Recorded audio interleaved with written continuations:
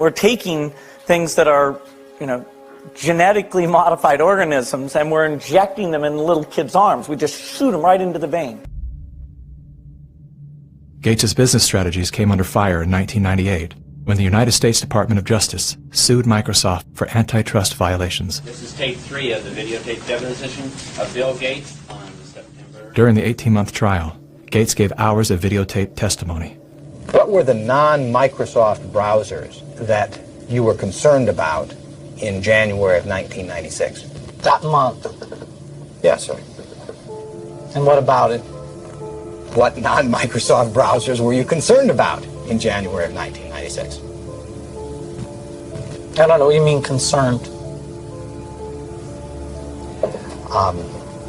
What is it about the word concerned that you don't understand?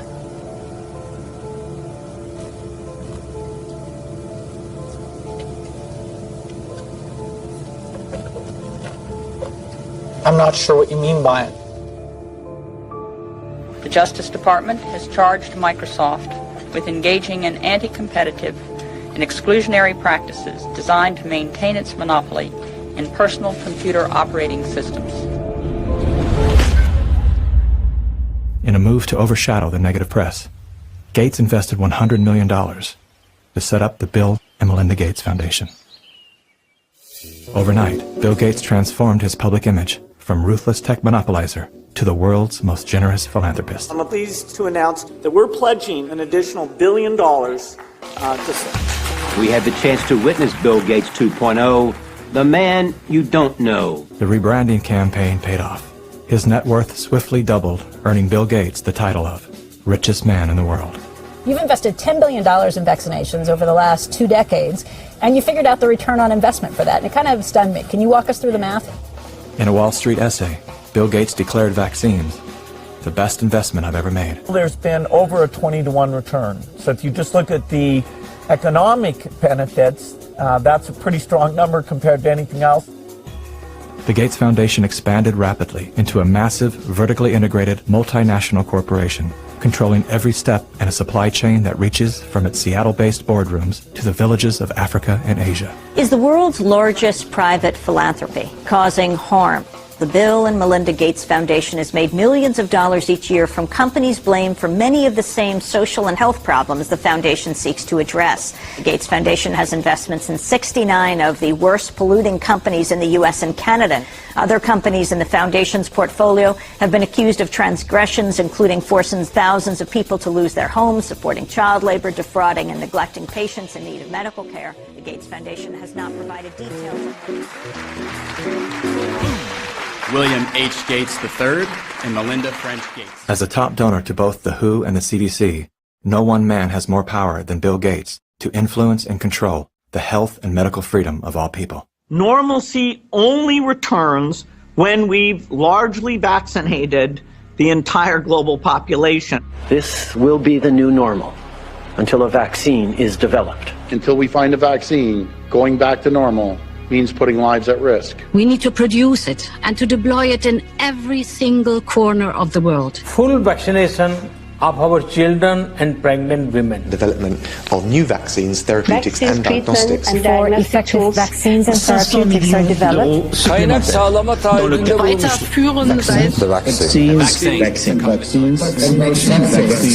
We've already bought the syringes. We already know where it's going to happen. We're thinking about what that's going to be. It's all part of this plan. Our military is now being mobilized, so at the end of the year, we're going to be able to give it to a lot of people very, very rapidly. In 1986, President Ronald Reagan signed the National Childhood Vaccine Injury Act, granting total immunity to vaccine manufacturers. After a decade of lawsuits related to vaccine injuries and deaths, vaccine makers were going bankrupt. In a move to coerce policymakers, vaccine companies threatened to stop making vaccines until they could be legally shielded from liability. To this day, when someone is injured or killed as the result of an adverse reaction, it is the U.S. taxpayers that pay for the damages. Welcome back. Were several Indian tribal girls used as guinea pigs? The report alleges that two American pharma giants' untested vaccine was administered to thousands of tribal girls without proper study and paperwork. India was among the hardest hit after Bollywood celebrities were incentivized by the Gates Foundation to urge the public to submit to mass vaccinations. In 2009, tribal children were administered the HPV vaccine. Over 24,000 girls were told they were being given wellness shots, in many cases without the informed consent of a parent or a guardian. The people that were administering these vaccines lied to the guardians of these girls and told the girls, oh, this is going to cure cancer, you're never going to have cancer. And these girls became severely injured. Some of them developed seizures, some of them developed cancer, and 7 girls died. And there was no insurance, there was no assistance for them, and the Gates Foundation denied that it had been clinical trials. And it was so bad that the parliament in India created a task force, they studied it, and they kicked out the Gates Foundation.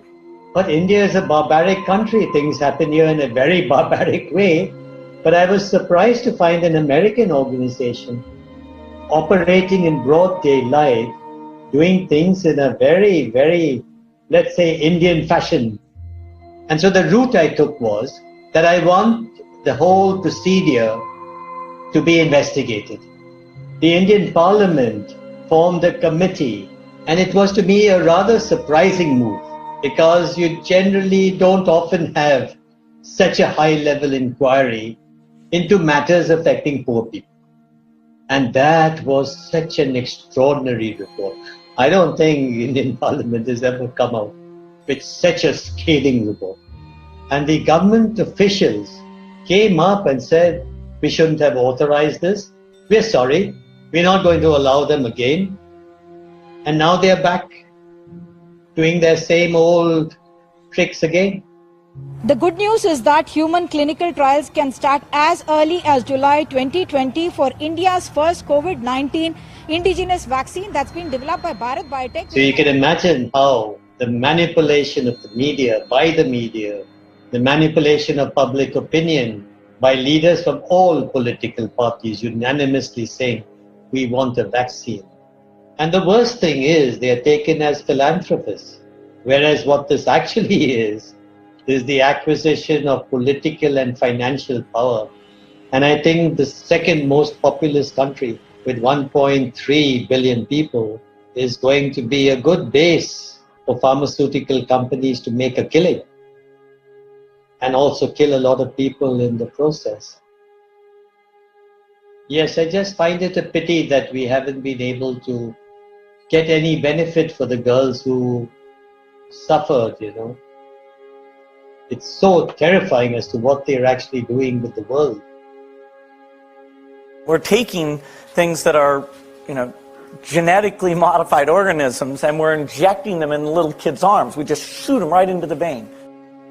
A 2018 scientific study released in the International Journal of Environmental Research and Public Health concluded that over 490,000 children in India developed paralysis as a result of the Gates-supported oral polio vaccine that was administered between the years of 2000 and 2017.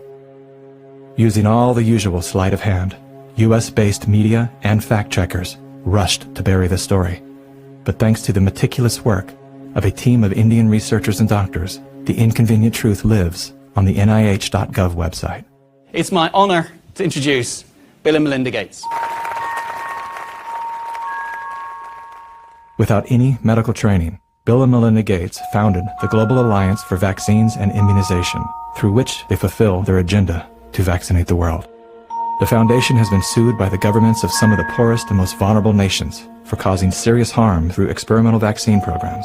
If you just look at healthcare workers around the world, they deserve to get the vaccine first. Here in the United States, really, it's going to be Black people who really should get it first, and many indigenous people. Vaccines were always taught to us that it was safe, it was healthy. This is things that we had to do. But given the position that I am in now as a state legislator and looking at these studies and reviewing a lot of these studies, it's very scary. And I want the African American community to open up their eyes. Of all the places that Mr. Gates could have gone in the world, Why did he settle on Africa? It's not because he cares about people that look like me.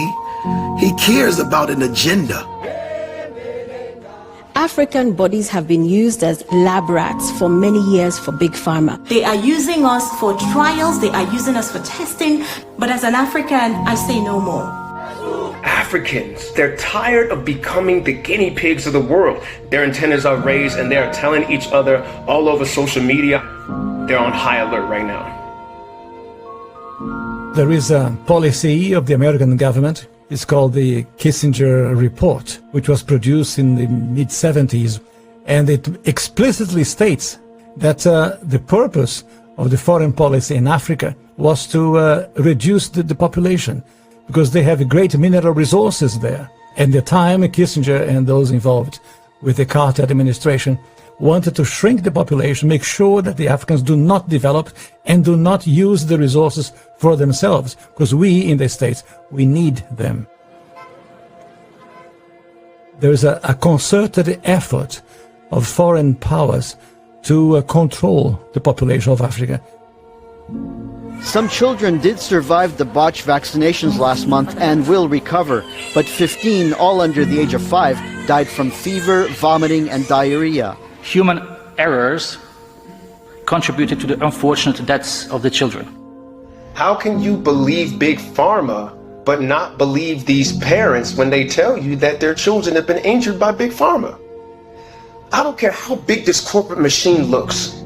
As a parent, I can tell you, these people will never stop fighting for their kids.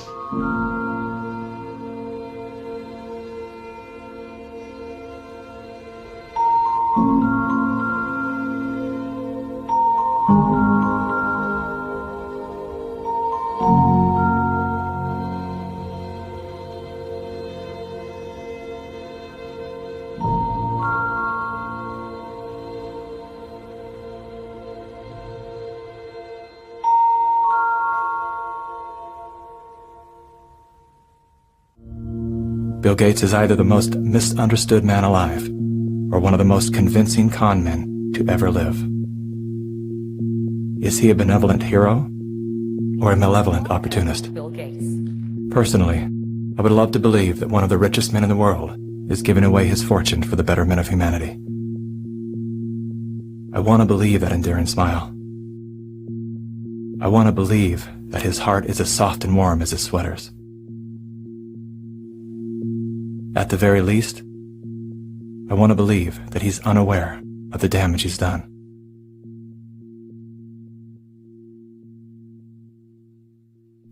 When do you think life will fully return to what we thought of as normal back in January? No masks, no social distancing, no other protective measures necessary.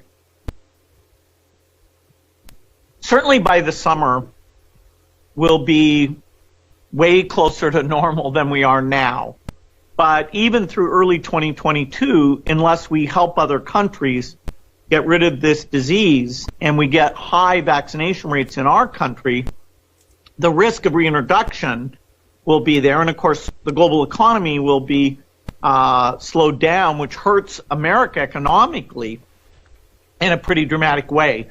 So we'll have, starting in the summer, about 9 months where a few things like big public gatherings will still be restricted. But, you know, we can see now that somewhere between 12 to 18 months, we have a chance, if we manage it well, to get back to normal. For the world at large, normalcy only returns when we've largely vaccinated the entire global population. And, well, this won't be the last pandemic that we face. So we, you know, we'll have to prepare for the next one. That, you know, I'd say is will get attention this time.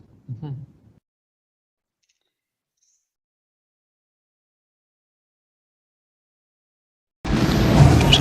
John chapter 9, verse 25. Whereas once I was blind, now I can see. Now I can see. Now I can see.